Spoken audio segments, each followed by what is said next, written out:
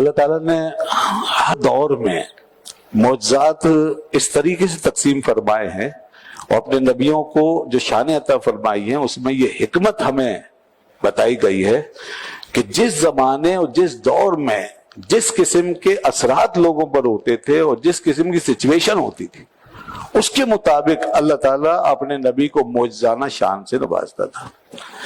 سلیمان علیہ السلام کی بادشاہت جو آپ کو دی گئی اور انبیاء کو ایسی بادشاہت نہیں دی گئی، تو اس کی وجہ یہی ہے کہ اس زمانے میں لوگوں پر اور اس قوم پر جس میں آپ مبعوث ہوئے تھے جو اثرات تھے وہ زیادہ تر دنیا کی شہنشاہیتوں کے اثرات تھے۔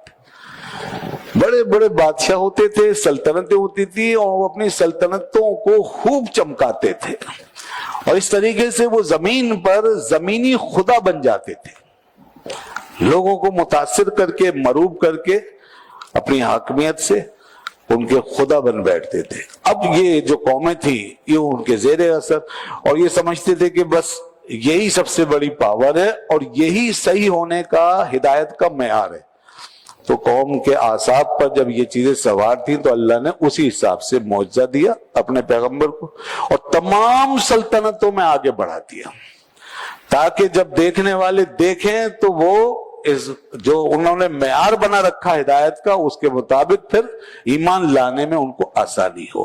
یہ اس کی بہت بڑی رحمت ہے لوگوں کے لیے تاکہ لوگوں کو سمجھنے میں دقت نہ ہو، آسانی سے ہدایت قبول کر لیں کہ جب ان کا یہ حال اور یہ شان ہے تو یہ حق ہے، اس لیے دیا، یہ اس کی شان ہے۔ اور اسی طرح دیکھیں جب زمین پر کسی زمانے میں بیماریوں نے قبضہ کیا ہوا تھا کسی خطے میں، جیسے بنی اسرائیلی کے دور میں ایسی بیماریاں کہ جس سے لوگ ہر وقت نبردآزما تھے، جیسے کوڑ کا مرض، جیسے یہ نابینا ہونا، یہ عام تھا اور بہت کیسز اس کے تھے اور حکیم اور طبیب لگے پڑے تھے۔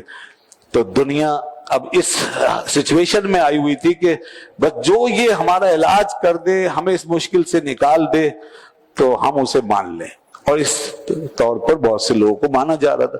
تو اللہ نے حضرت مسیح علیہ السلام کو اس شان سے بھیجا کہ ان کو ان تمام امراض کے اوپر قابو دے دیا۔ وہ پھر یہی کرتے تھے کہ ہاتھ پھیر کر کے کوڑیوں کو ٹھیک کرتے تھے، کسی کی آنکھ پر ہاتھ رکھ دیتے وہ بینا ہو جاتا تھا، مادرزاد اندھوں کو بینا کر دیتے تھے، کوڑیوں کا مرض ٹھیک کر دیتے تھے، برس کا جو مرض ہوتا ہے برس کا اس کو ٹھیک کر دیتے۔ یہ اس دور میں پھر ان سے ظاہر ہوا، جس کے بعد دنیا کے سارے طبیب آپ کے آگے عاجز آ گئے، جیسے ادھر سلیمان علیہ السلام کے سامنے سارے بادشاہ عاجز آ گئے۔ یہ اللہ کی حکمت ہے۔ اور جب ہمارے نبی پاک صلی اللہ علیہ وسلم کا دور آیا تو اس وقت دنیا عرب کے اندر جس چیز کا طوطی بولتا تھا وہ تھی فصاحت و بلاغت۔ اس میں کوئی شک نہیں کہ چونکہ آپ خاتم الانبیاء ہیں اور سید الانبیاء ہیں اور تمام کمالات کے جامع، لہذا اللہ نے آپ کو سارے کمالات سے نوازا۔ یہ نہ سمجھیے گا کہ حضور کا کمال کوئی ایک یا دو ہیں، اللہ نے سارے کمالات سے نوازا اور سارے معجزوں سے نوازا۔ حسن یوسف، دم عیسیٰ، ید بیضا داری، آنچ خوبہ ہما دارن تو تنہا داری، وہ سب الگ الگ رکھتے تھے۔ اے پیغمبر اعظم و آخر، آپ کو اللہ نے سب یکجا کر کے دے دیا تھا، لیکن جو چیز سب سے زیادہ نمایاں ہوئی وہ کون سی تھی؟ وہ فصاحت و بلاغت کے اس ماحول کے اندر، جو اس ماحول کی ریکوائرمنٹ تھی خاص طور پہ کہ اہل عرب سب مسحور تھے فصاحت و بلاغت سے، اور وہ اس کو جادو کی طرح سمجھتے تھے۔ اور اسی کا دور جو زیادہ سے زیادہ فصیح ہوتا وہ ان کے دماغوں پر، ذہنوں پر قابض ہو جاتا تھا اور وہ اس کی تسبیح پڑھتے اور اس کو اپنے درمیان بڑا معزز سمجھتے، یہاں تک کہ بڑے بڑے فصحاء کے قصیدوں کو کعبۃ اللہ کی دیوار پہ لٹکاتے اور پھر ان کے خوب ترانے پڑھتے اور سارے عرب میں چرچا ہوتا اور کہتے اس کا کوئی مقابلہ نہیں، اور پوری دنیا کو اپنے آگے حقیر سمجھتے، انہیں بولنا نہیں آتا، یہ گونگے ہیں۔ اجمی کا مطلب ہے گونگے، تو لہذا وہ ہمیں اجمی کہتے تھے اور خود وہ اپنے آپ کو کہتے تھے ہم ہیں سب سے اچھے بولنے والے، اظہار معاف ضمیر پہ قادر، ہر طرح کی فصاحت سے لبریز۔ اور یہی وجہ ہے کہ وہ دنیا میں اس طرح رہتے تھے کہ دنیا کے لفظوں کے اندر اپنی زندگی گزارتے تھے، صحرا میں کم، صحرا کے لفظ میں زیادہ وہ ڈوبے رہتے تھے۔ ان کے یہاں شاعری کا حال یہ کہ بچہ پیدا ہوتا، زبان کھولتا تو شعر نکلتا تھا، اور ہر بات کو وہ قصیدے اور شعر کے اندر کہنے میں اپنے اعزاز سمجھتے تھے، اپنا فخر سمجھتے تھے۔ یہ سارا ماحول تھا۔ اس ماحول میں ضرورت تھی ایک ایسے فصیح و بلیغ پیغمبر کی کہ جب اس کی زبان مبارک کھلے تو یہ جو ساری دنیا کو گونگا کر کے بیٹھے ہیں، وہ پیغمبر جب بولے تو یہ خود اس کے آگے گونگے ہو جائے۔ یہ اس شان کا معجزہ چاہیے تھا، تو اللہ نے اپنے حبیب کو ایسا ہی معجزہ عطا فرمایا، فصاحت و بلاغت کی چوٹیوں پہ فائز کیا، قرآن حکیم جیسی فصیح و بلیغ کتاب آپ پر اتاری، اور اس کے بعد جب حضور نے زبان اقدس کو کھولا اور آپ کے زبان پاک سے، دہن شریف سے جب یہ موتیوں کی طرح قرآن پاک کے کلمات برآمد ہوئے تو سارے عرب کے چھکے چھوٹ گئے جناب۔ وہ حیران ہو کے رہ گئے کہ ایک ایسی ذات جس نے نہ کسی سے پڑھا نہ کسی سے کچھ سیکھا، وہ ساری زندگی ہمارے سامنے پلا بڑا، اور پھر آج وہ ایسی بات کر رہا ہے کہ ہمارے وہم و گمان سے بھی ماورا ہے۔ ہم تو سوچ بھی نہیں سکتے ایسے کلام کے بارے میں، جس پہ اعلیٰ حضرت نے کیا خوب کہا، تیرے آگے یوں ہیں دبے لچے فصحا عرب کے بڑے بڑے، کوئی جانے منہ میں زباں نہیں بلکہ جسم میں جان نہیں۔ تو یوں اللہ نے یہاں اپنی حکمت کو اس طرح پورا کیا۔ یہی وجہ ہے کہ وہ جب آتے تو آپ کی فصاحت و بلاغت دیکھ کر کے وہیں ڈھیر ہو جاتے تھے۔ کوئی آتا میں یہ کر دوں گا، میں وہ کر دوں گا، میں ایسے بات کر لوں گا، میں ویسے۔ حضور جب اس کو سناتے اللہ کا پاک کلام، بس وہیں اس کے چھکے چھوٹ جاتے تھے۔ عتبہ شیبہ جیسے معاند و دشمن آتے اور تھر تھر کانپتے، اور ان کی زبانیں بند ہو کے رہ جاتی، بول نہیں سکتے، اور جب واپس جاتے تو کہتے کہ بس کچھ سمجھ نہیں آ رہا کہ ہمارے ساتھ ہوا کیا۔ ہم گئے تو بڑے تم تراک سے تھے، لیکن وہاں جانے کے بعد ہمیں ایسا لگا جیسے کہ ہمیں لپیٹ دیا گیا کس چیز سے، بس ہماری زبانیں خود بخود بند ہو گئیں، اور جو کچھ انہوں نے پڑھا ایسا لگتا تھا کائنات پوری ان کے کلام کے ساتھ لپٹ کر آ رہی ہے، اور ہم کہیں تنہا ہو رہے ہیں، پوری دنیا ان کے ساتھ کھڑی ہو گئی ہے، زمین و آسمان کی طاقتیں ان کے ساتھ شامل ہو گئی ہیں۔ ایسا لگتا تھا جیسے آسمان گر جائے گا، پہاڑ ہل جائیں گے، زمین پھٹ جائے گی۔ اس طرح کا جاہ و جلال ان کے انداز تکلم سے ظاہر ہوتا تھا۔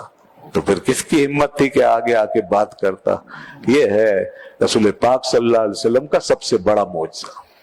اور وہ معجزات جو دیگر ہیں، جیسے سلیمان علیہ السلام کی بادشاہت کے حوالے سے میں نے بتایا، وہ تو چلتے پھرتے۔ حضور کہیں تشریف لے جا رہے ہیں، چڑیا کو پریشانی ہوئی، کسی نے اس کے ساتھ زیادتی کی، اس کے بچے کو پکڑ لیا، وہ چیوں چوں چوں چوں کرتی آ گئی۔ صحابہ حیران، یہ چڑیا یہاں کیوں گشت کر رہی؟ فرمایا لوگوں کسی نے اس کے بچے کو پکڑا ہے؟ ایک صحابہ ہے، جی یا رسول میں نے پکڑ لیا۔ کہا دیکھو یہ فریاد کر رہی ہے اور کہہ رہی یا رسول اللہ میرے بچے کو آپ کے لوگوں میں سے کسی نے پکڑ لیا ہے، وہ میرا بچہ تو دلوائیے، یہ فریاد کر رہی، چھوڑ دو اس کو۔ کہیں سے تشریف لے جا رہے ہیں، پیچھے سے آواز آ رہی ہے یا رسول اللہ یا رسول اللہ۔ لوگوں نے کہا یہاں تو کوئی نہیں ہے۔ حضور ایک طرف تشریف لے گئے، آگے گئے تو ایک ہرنی بندھی ہوئی تھی، آپ نے اس سے بات کی، پھر حضور تشریف لے اسے کھول دیا، پھر سارا قصہ بتایا۔ یہ مجھ سے کہہ رہی تھی کہ اس کے بچے کہیں پہاڑ کے پیچھے ہیں اور اس کو یہاں شکاری نے باندھ کے یہاں رکھ لیا ہے، پکڑ لیا ہے۔ تو یہ کہہ رہی تھی یا رسول اللہ مجھے تھوڑی دیر کے لیے چھوڑ دے، میں اپنے بچے کو دودھ پلا کے آ جاؤں۔ تو میں نے پھر آپ نے اس شکاری سے بات کی جو اس کا مالک تھا، تو آپ نے اس کو بتایا تو وہ راضی ہو گیا، اور اس نے ہرنی نے وعدہ کیا کہ میں واپس آؤں گی، اور دودھ پلا کے واپس آ گئی۔ تو حضور نے فرمایا کہ دیکھو اس نے اپنا وعدہ بھی پورا کر لیا، اب تم اس کو چھوڑ دو، اس کے بچے وہاں ہیں اور یہ یہاں پر ہے۔ اس نے کہا یا رسول اللہ میں اس کو چھوڑتا ہوں۔ بس اس کو چھوڑا، یوں آزاد ہوئی اور پھلانگے مارتی ہوئی جو چلی ہے نا وہ پہاڑوں پہ، تو کہنے لگی میں گواہی دیتی ہوں کہ اللہ کے سوا کوئی معبود نہیں اور آپ اللہ کے سچے رسول ہیں۔ یہ عالم تھے چلتے پھرتے، اور ادھر تو परिंदे थे ना, जानदार है ना। हुजूर की शान तो ये कि वो जिस उस्तुने हन्नाना के साथ, खजूर के तने के साथ आपने वाज फरमाया एक अरसे तक, जब उसे छोड़ के मिंबर पे तशरीफ लाए तो वो बिलक बिलक के रो रहा था, जैसे बच्चा रोता है अपनी माँ से जुदा होकर।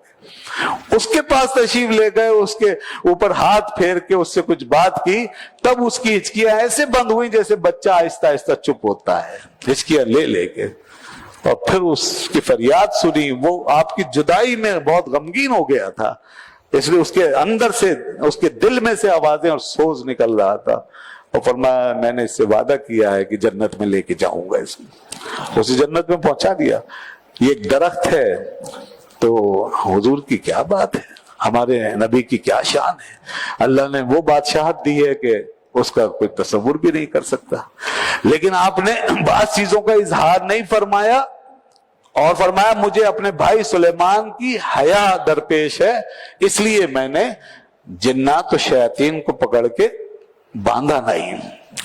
मेरे पास आया, जिन आया, शैतान आया, मुझे नमाज में बहकाने के लिए, वरगलाने के लिए वसवसा डालने के तंग कर रहा था। मैंने उसे पकड़ लिया, बांध दिया था।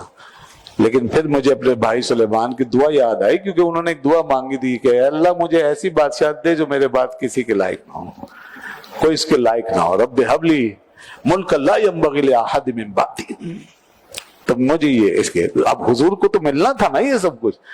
तो फरमाया मैंने इस दुआ की हया की वजह से उसको रात को ही खोल दिया, वरना अगर बांधे रहता तो सुबह मदीने के बच्चे उससे खेलते। किससे? शैतान से। ये अल्लाह ने आपको इख्तियार अता फरमाया।